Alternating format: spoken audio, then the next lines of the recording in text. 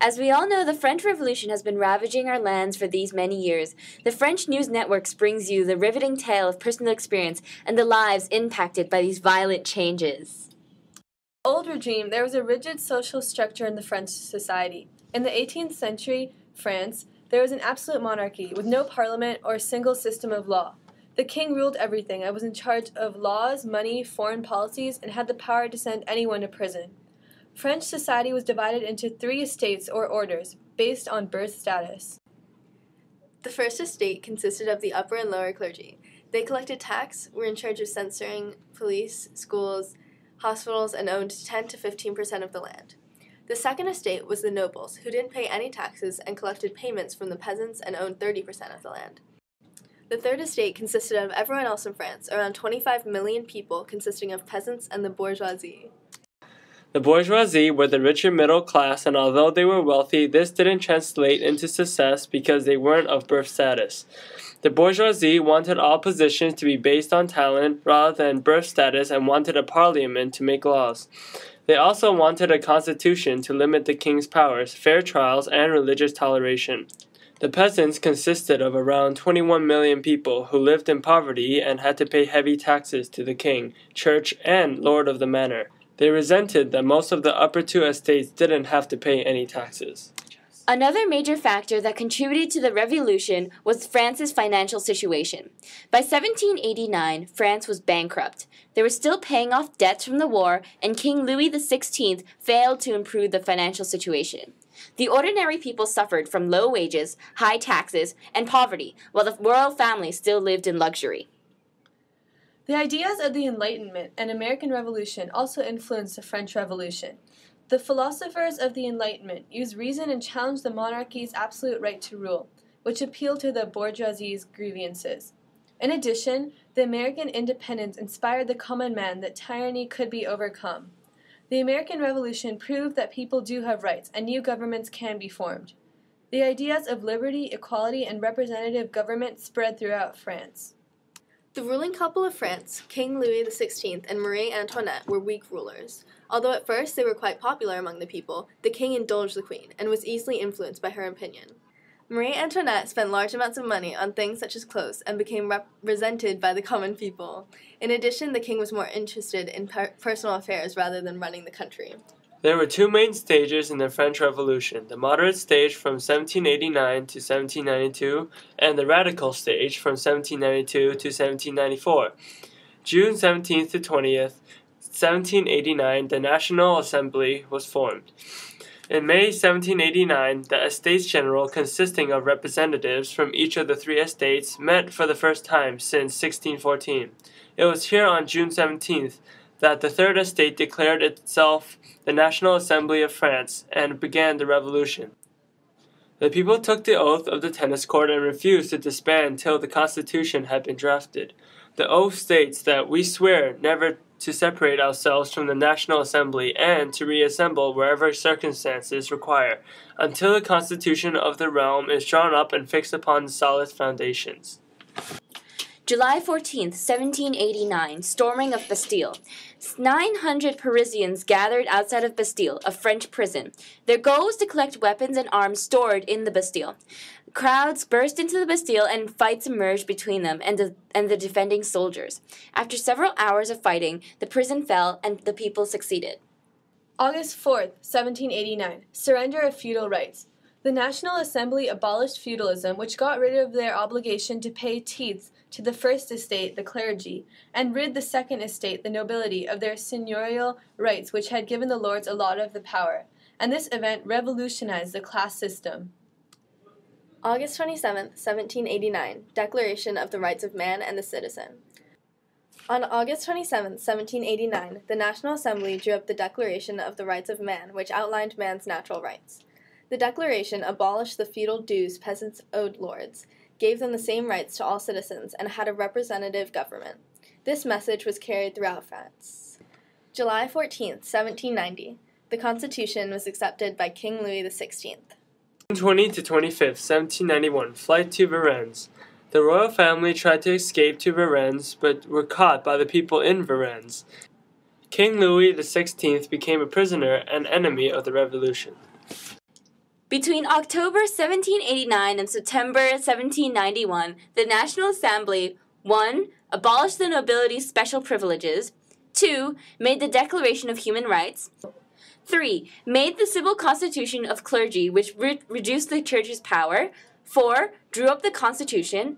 5. Introduced court system, abolished torture, and introduced civilian juries. 6. Improved the economy. As a result of the National Assembly, all people were equal before law, careers were based on talent rather than birth status, and there was a constitution with a parliament government. Many people thought that the revolution was over, since many of the requests of the original men in 1789 had been fulfilled. However, the revolution became more radical in 1792. However, the sans-culottes, the poor people, weren't satisfied with the National Assembly's work. They demanded that the government increase wages, end food shortages, and deal with counter-revolutionaries. They wanted laws to prevent extremes of wealth and poverty, and wanted a democratic republic. August 10, 1792, storming of Tuileries Palace. A mob of almost 30,000 Frenchmen stormed the Tuileries in order to arrest the king. King Louis received information of the attack and escaped with his family to the Legislative Assembly building. When the crowd reached the palace, they murdered everyone who might be associated with the king in the palace.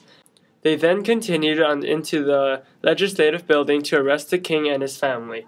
This marked the end of the monarchy in France and the beginning of the king's trial. September 21st, 1792, National Convention is assembled. The National Convention, which replaced the National Assembly, declared France as a republic. Their slogan was Liberty, Equality, Fraternity. The Girondins, moderate reformers, were in charge of the National Convention. They wanted a decentralized government that didn't interfere in other aspects of society, such as economy. September 1792, the September Massacre. The September Massacres were attacks on the prisons in Paris that lasted 5 days. Approximately 1,200 prisoners died, half of the prison population in Paris. At the prison Bicêtre, 43 out of the 162 prisoners killed were younger than 18. This event turned many people away from the idea of revolution, in disgust. January 21st, 1793, execution of the king. The worst punishment you could do to a monarch was dethrone them, so when the National Convention declared France a republic, they were finally able to. The king came in a carriage with his priest. In front of the heavily guarded carriage, they placed drums to drown out the whispers of support for the king. But no one protested. People lined the streets with all sorts of weapons, ready to strike down anyone who dared to try and rescue him. Even though people all gathered to witness his death, many were still too afraid to bind the king of the realm. So, he marched to his death, proudly and unbound. Right before he was beheaded, he said, "I die innocent of all crimes laid to my charge. I pardon those who have occasioned my death, and I pray to God that the blood you are going to shed may never be visited on France." Then the execution drum roll started, and the execution was quick. Someone grabbed his head and displayed it to us in the crowd, accompanied by obscene words and gestures. Suddenly, everyone took up the cry of "Vive la Republique!" and everyone threw their hats in the air. It was both a great and terrible moment in our history. June 1793, Jacobins in power. In June 1793, conflicts arose between the Girondins and the more radical group, the Jacobins. The Jacobins replaced the Girondins in the National Convention and had the support of the sans-culottes, the poor people. The Jacobins controlled France and were the government. They arrested many Girondins. The Jacobins formed the Committee of Public Safety, a branch of the National Convention, which organized the nation and arrested and trialed counter-revolutionaries. This was controlled by 12 men, one of whom was Maximilien Robespierre. September 5, 1793 to July 1794, Reign of Terror. This was a period of violence over around a year that started with rival political groups, the Girondins, and the more radical group, the Jacobins. The Jacobins arrested nobles, counter-revolutionaries, and anyone who spoke against the Republic.